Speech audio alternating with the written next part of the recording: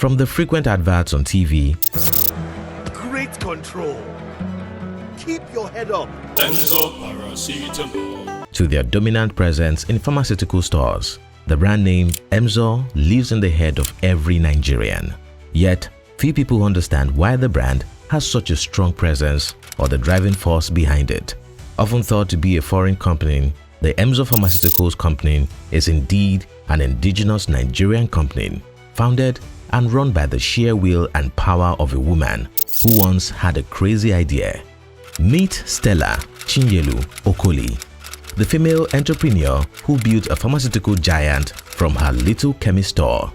How did Stella accomplish this alone, forever changing the fate of Nigeria's pharmaceutical industry? And how did Emzor grow to become the million-dollar drug empire that we know today? Stay with us as we unravel the thrilling story of Stella Okoli, the woman behind the popular Emzor Pharmaceuticals.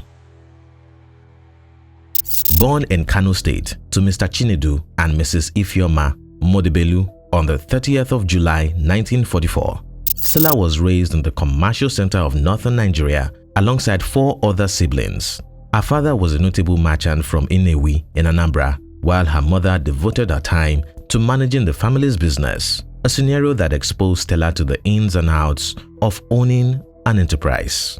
The young girl did not start her formal education until the age of 10, at a time when the family had moved back to Anambra before she was enrolled into All Saints Primary School, Onitsha. She attended Ogidi Girls Secondary thereafter and proceeded to Lagos to complete the last 2 years of her secondary education at Federal Science School in 1964. While many students would continue their education in their home country, Stella Chinyelu was privileged to pursue her tertiary education at the prestigious University of Bradford in the UK, where she earned a bachelor's degree in pharmacy. To solidify her knowledge in the field, Stella enrolled in the University of London for a master's degree program in biopharmacy, earning another flower to her crown after its completion in 1971. But this was not a time for establishing businesses. Stella still had a lot to learn from practical experiences. The British-trained scientist started as a clinical pharmacist at Middlesex Hospital in London, where she worked for a while before moving to Boots Drugstore to involve herself in the pharmaceutical retail sector. It was during this time that she met her husband, an established London-based Nigerian lawyer, Christopher Okoli, whom she married and had 2 sons with, before the family considered relocating back to Nigeria. They would later go on to have another son in Nigeria. Stella and her now late husband had a strained relationship since year 2000 due to some irreconcilable differences. She nevertheless looked after him when his health experienced a downward slope in 2004 after he was diagnosed of lung cancer and he had to regularly visit the UK for chemotherapy.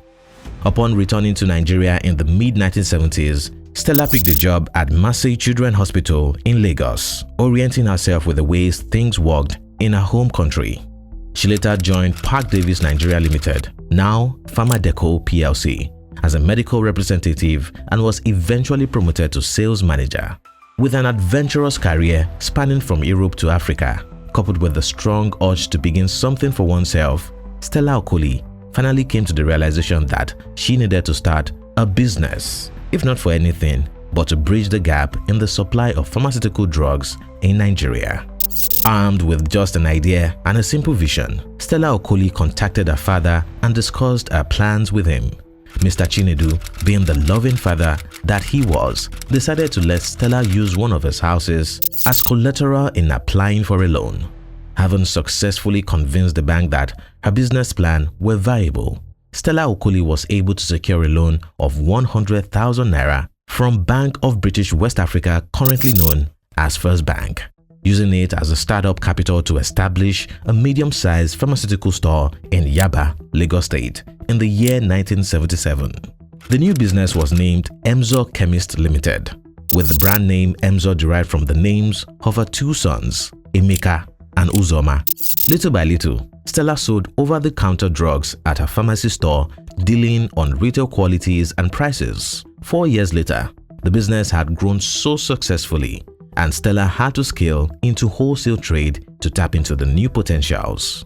Emzor Chemist Limited rebranded to Emzor Drugstore Limited and began importing pharmaceutical products into the country, just like trading multinationals did. However, as the business grew larger and larger, Stella Okoli discovered a gaping hole in the Nigerian pharmaceutical industry, one that was not hidden but was glaring to all, yet few dared challenge it.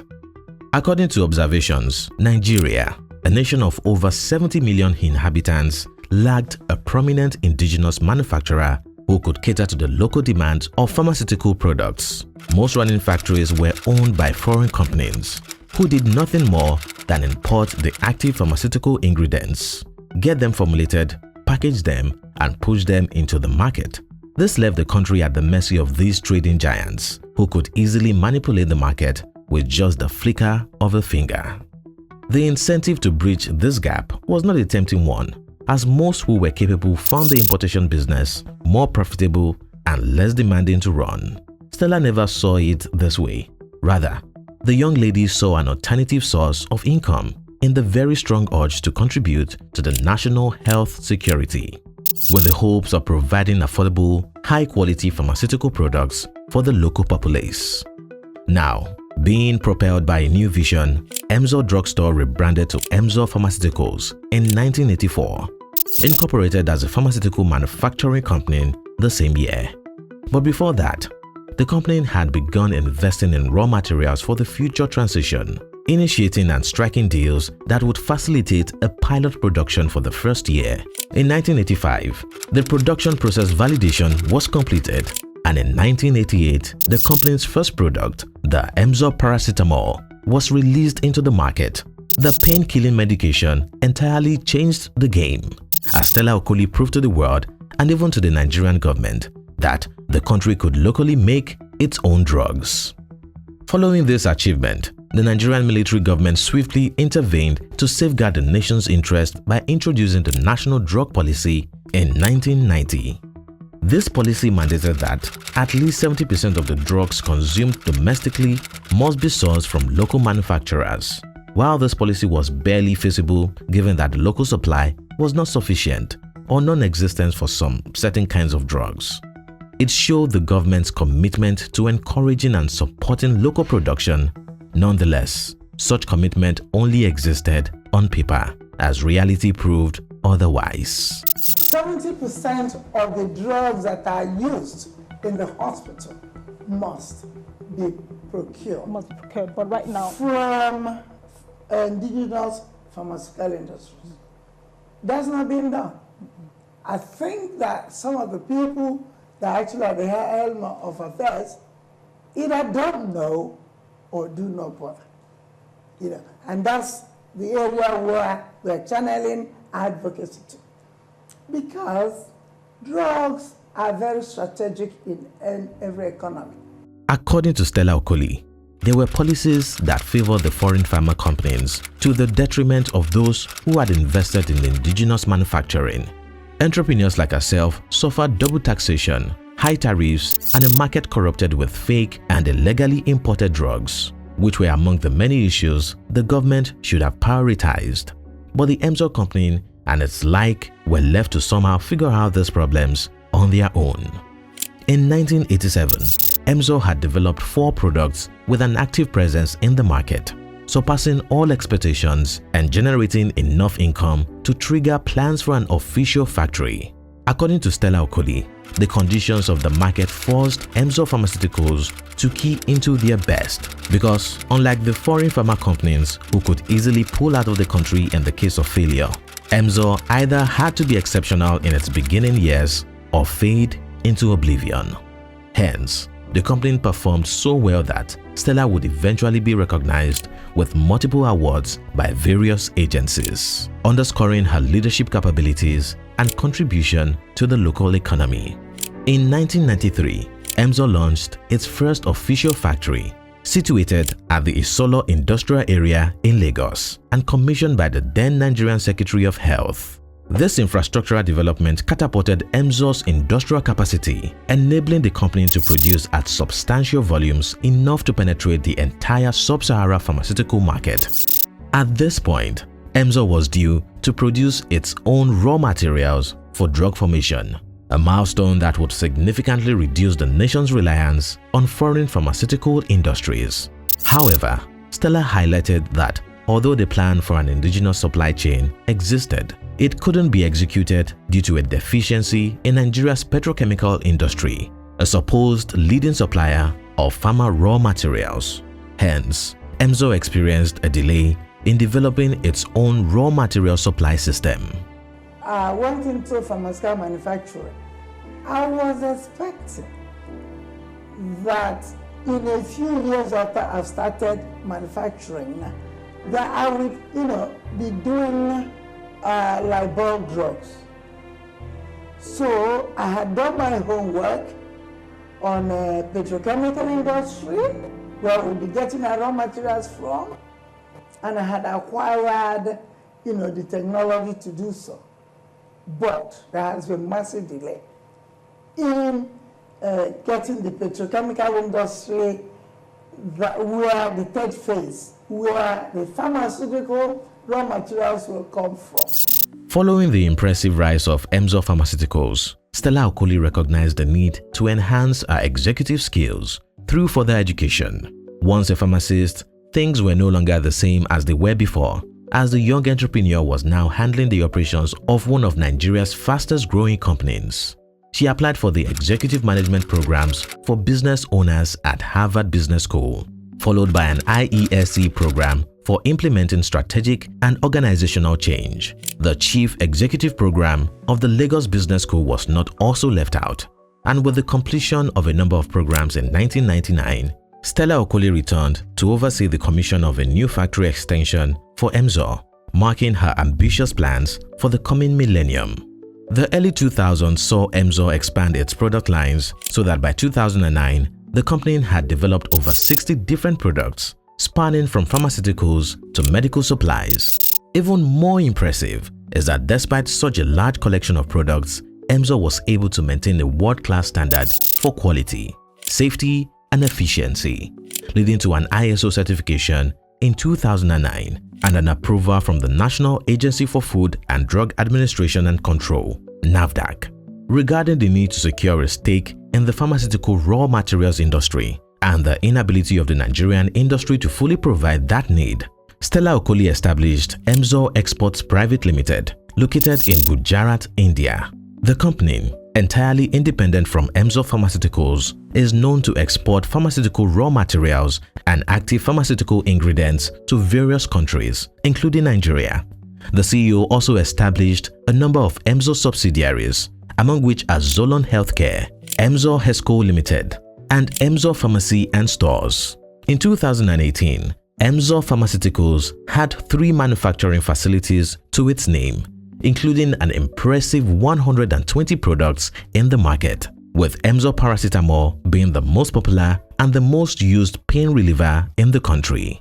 With products spanning from anti-malarial to vitamins, analgesic, and antibiotics, Emzor Pharmaceuticals had a network of over 120 distributors across all local government areas in Nigeria, enabling a widespread availability of these medications to consumers. However, with such a vast distribution network, concerns over regulatory oversight and product control became a pressing issue. This concern came to the forefront in 2018 when NAFDAC temporarily suspended Emzor Pharmaceuticals from any further operations following their alleged involvement in the illicit distribution of codeine syrups. This was coming after a BBC documentary exposed the rampant use of codeine-containing cough syrups among young Nigerians, leading NAFDAC to swiftly take disciplinary actions against local manufacturers. However, thorough investigations cleared Emzor Pharmaceuticals of all charges, allowing the company to resume operations again. But Stella Okoli wasn't just bouncing back with her company, she was about to take it to new heights. Fast forward to a few years later, Emzor Pharmaceuticals became the first indigenous pharmaceutical company to issue a corporate bond, offering a 13.73 billion naira bond on the Nigerian capital market. In 2023, the company kicked off the long-desired plan of having a local raw material manufacturing site securing a €14 million loan from the European Investment Bank to build Nigeria's first ever plant for manufacturing active pharmaceutical ingredients. With such numerous achievements, Stella Okoli has been recognized with a national honor, awarded the African Leadership Award, celebrated in Forbes' Africa's 50 Most Powerful Women, among other recognitions.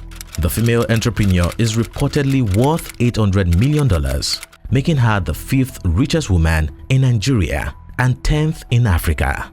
While she has dedicated a bulk of her wealth to her business, the pharma giantess has committed herself to selfless causes. Following the tragic loss of her son, Chike, in 2005, Stella Okoli established the Chike Okoli Foundation in 2006 to combat poverty and diseases, with a focus on cardiovascular health awareness.